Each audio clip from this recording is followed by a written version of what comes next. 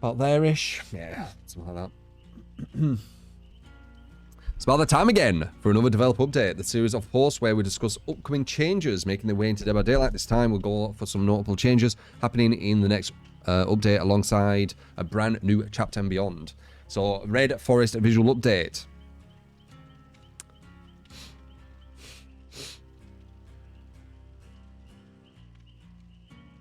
Yeah, looks nice.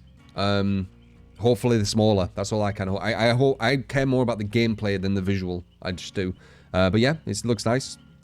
Probably got some lore here as well. Like the family, right? Doll, maybe. But yeah. Got kind of like bamboo. Which is interesting. Reminds me of the Yamorka state, the bamboo. You'd think that'd be on Yamorka, wouldn't you? Anyway, map repeat prevention. Yep, they've made it so the maps don't get played over and over. Good. Bot loadout. Don't care about that. Perk changes. Here we go. The meat. Although we typically save perk changes for our mid-chapter updates, we had a little room in this chapter to squeeze in a few perk changes. Oh, really? So let's see. Are they going to continue to do the nerf killer buff survivor? Are these going to be both nerfs? I see eruption, I see enemies necessary so far. So is it going to be nerf buff? Let's see if I'm right. Because they keep doing this. Eruption has been a hot topic as of late. Yep, because it's very powerful for killer and it's a 4-to-1. And for very and good reason. Yeah, 4-to-1. This perk was updated in our meta shakeup last year and has steadily grown in usage ever since. Because you nerfed the other stuff, we had to move to other stuff for the killers. All the killers had to move to other stuff, obviously. That's how it works. Gens are the problem. They're really, really quick. You have this solution here. This turns into meta. You nerf this, you need to find something else which has the solution, which then turns into meta. It's the causality of it, what I keep talking about. Pissed Off Angels, thank you for the prime. Appreciate it.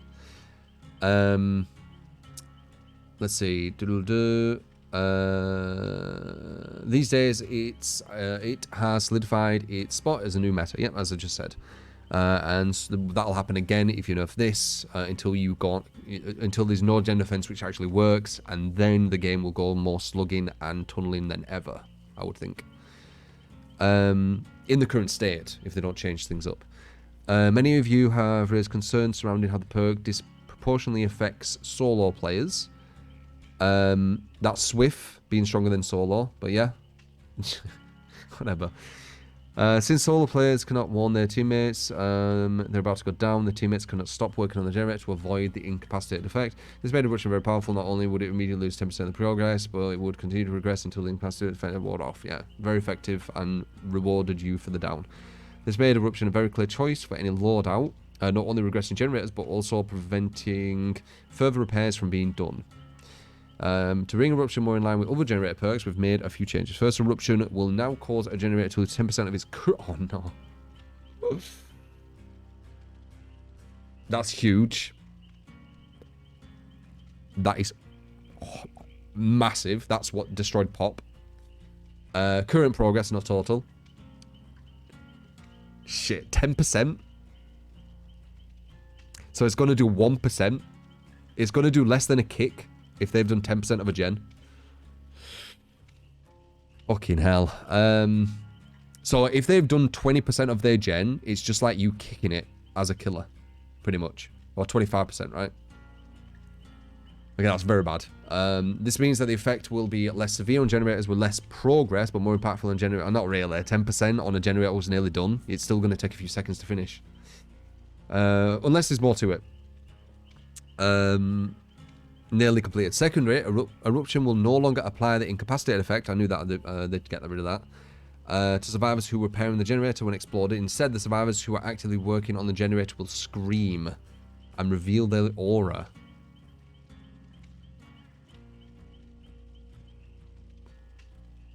Okay.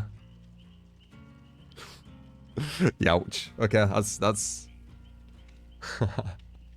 yeah, it's way weaker. I guess we'll see. So is this a nerf to a survivor thing or a buff? This perk makes it possible for a survivor to pick up a drop pallet, allowing it to be used again later in the match. But when this perk launched, many people, us included, were worried that it may be too powerful. Does it sound like it's going to be buff? So it had a fairly long cooldown. Over time, it became clear that the biggest obstacle to using this perk was not in fact the cooldown, but rather finding a pallet that had not been destroyed. Pallets get destroyed because a lot of loops are safe. The killer's forced to destroy them. If less loops are safe, they won't destroy as many. This perk would be better. Since the perk requires a fairly lengthy interaction and can be interrupted by killer, any means necessary cannot be used aggressively. What? To give this perk a slight boost, so they've buffed it, we've removed its cooldown entirely. So I was running this perk can now reset a dropped, yet unbroken pallet. Whenever they have the chance, killers will have to keep their eye out for pallets mysteriously resetting. Oh wow, okay. Yeah, so buff. I said that. I said they'd nerf and then they'd buff. That's the normal the normal pattern, so that's why I expected it. While chapter releases like this one tend not to come with many balance changes, you can expect a larger package of the perk changes in the following mid-chapter.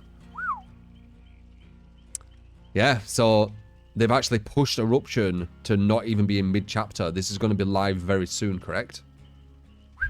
And this too. Out of nowhere. Okay then.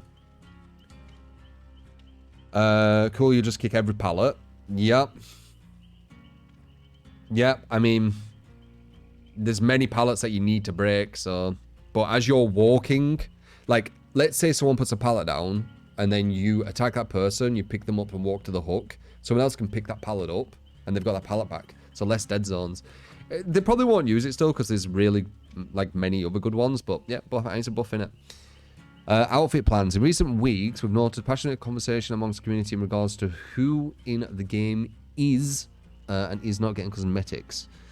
Over the years, the roster has grown, roles and characters getting less. Illustrated example here is look how we're planning the content around one beloved survivor.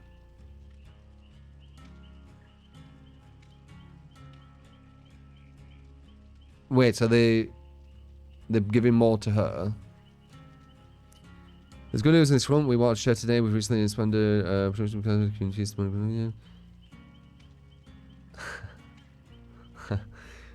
So they've expanded the production capacity to get more outfits in the store.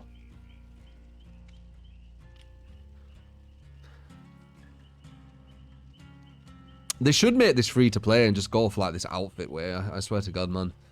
And you should start seeing the results over the coming months with this. We hope to increase both in quality and variety of outfits we release without sacrificing quality.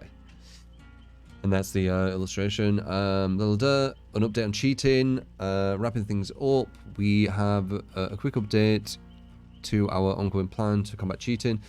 Continue to direct patch various cheats. Welcome new team leader. That's good. And with that, okay, well there you go. So yeah, Eruption pretty much destroyed, right? 10% of current progress, and that's it. That's it. Well, I mean aura. You get the aura, sorry. I mean, it still could be used on Nurse and maybe Blight. You like fast killers who can get there quickly. But that's a lot weaker. Well, there you go. What I expected. They overdid it, in my opinion. But we'll see.